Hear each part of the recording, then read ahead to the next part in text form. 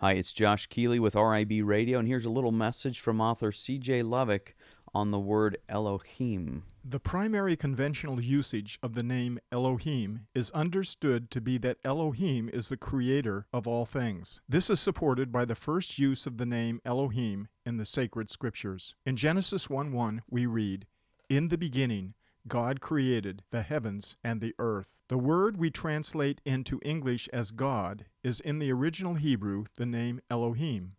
The Hebrew word Elohim is declared 34 times in the book of Genesis prior to the revelation of the name of Yod-Heh-Vav-Heh, which is first declared in Genesis 2:4. Yod-Heh-Vav-Heh is translated into the English as the title Lord. The name Elohim is revealed by our Creator over 4,000 times in the sacred scriptures. He wants us to know what His name is as the Creator. The name He revealed is Elohim. This is less obvious in the conventional translation of the name Elohim, but becomes undeniable once you read the pictures and number language hidden in the plain Hebrew text. Much has been made by Trinitarians that there is a hint as to the triune nature of God in the last letter of Elohim, the letter Mem. The reason for this speculation is based on the fact that whenever the letter Mem is found at the end of a Hebrew word, it signifies that the word is to be understood as plural.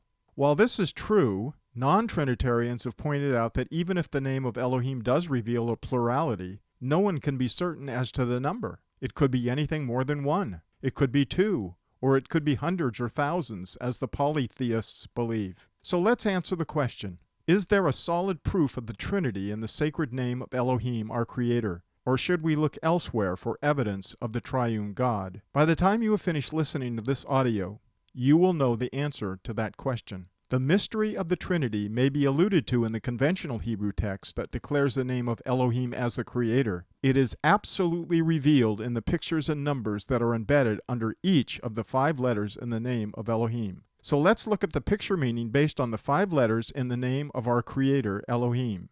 Elohim is spelled Aleph, Lamed, Hey, Yod, Mem. Aleph, the strong leader, the first, God the Father, pictured as an ox. Lamed, to control, to have authority, the voice of authority, the tongue, the one that speaks with authority, pictured as a staff. Hey, the Hebrew letter Hey means to reveal, to look. It also signifies the revelator or the Holy Spirit. The picture is a man holding up his hands to heaven, receiving revelation. The Hebrew letter Yod means to work, a mighty deed, to make, pictured by a hand. The Hebrew letter Mem means liquid, streams of water, a tsunami, massive, chaos, and is pictured by waters. The pictorial translation of Elohim is pretty obvious. Aleph, God the Father. Lamed, the one who has authority. Also pictured as the staff, the good shepherd, the Son of God. Hey, the revealer. Who is that? The Holy Spirit. Yod, to do a mighty deed, a mighty work, to make something with your hand. Mem, liquid, streams of water, waters. The summary translation of Elohim, the word we translate in English as God, is as follows. God the Father, the Son who speaks with authority, and the Holy Spirit who reveals a mighty deed that separates the waters. Think about it for a moment. Not only does God reveal the 3 persons in the Trinity, the Father, the Son, and the Holy Spirit, He also reveals in a nutshell the essence of His creative work. And what is the essence of that work? Let's see what the Scriptures say. In Genesis 1:6-10 we read this. And God said, "Let there be a firmament in the midst of the waters, and let it divide the waters from the waters.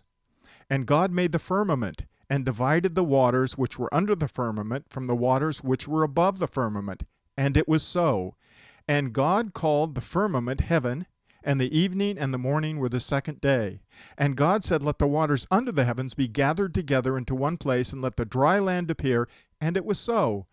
And God called the dry land earth, and the gathering together of the waters called He seas. And God said that it was good." Let me summarize this for you. In the name Elohim is the revelation that the Father, Son, and Holy Spirit were all active in the creation of the place you and I call home.